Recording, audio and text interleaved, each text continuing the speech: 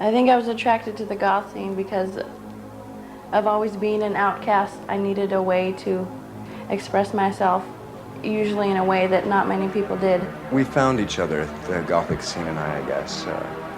I've got pictures of myself when I was probably 8, with wax fangs and a cape my mom had made for me, crawling out of a steamer chest. My family rented a house that was available in a graveyard, and that's where I grew up, playing among the tombstones.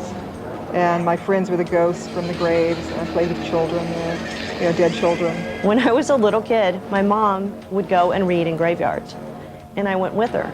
And it was such a lovely, quiet place to be. I kept going back there and felt very, very comfortable there. I got into the scene because I had a crush on a girl, and I'll never forgive her for it. I blame part of this on my dad, though, because we used to grow up, as I was growing up, we used to watch all kinds of horror films, B-movies late at night, and he kind of got me started.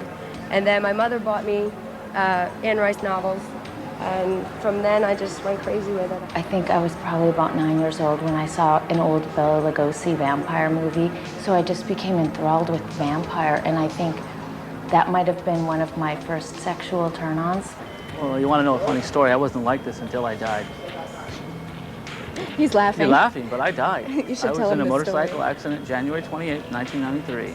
Crashed, died. 6.5 months in the hospital, 11 days in a coma, died like actual medical, clinical death. For 29 seconds, right? Yeah. The longest? Well, no, the longest one was 36 seconds, but I died several times. Like I would die and not stay dead. They would do the whole defibrillation thing, bring me back. And I lost so much blood through my leg, and I had a subdermal hematoma. The blood was going into my head. There was no blood left in the body to sustain life. So every time they'd resuscitate me, I would die.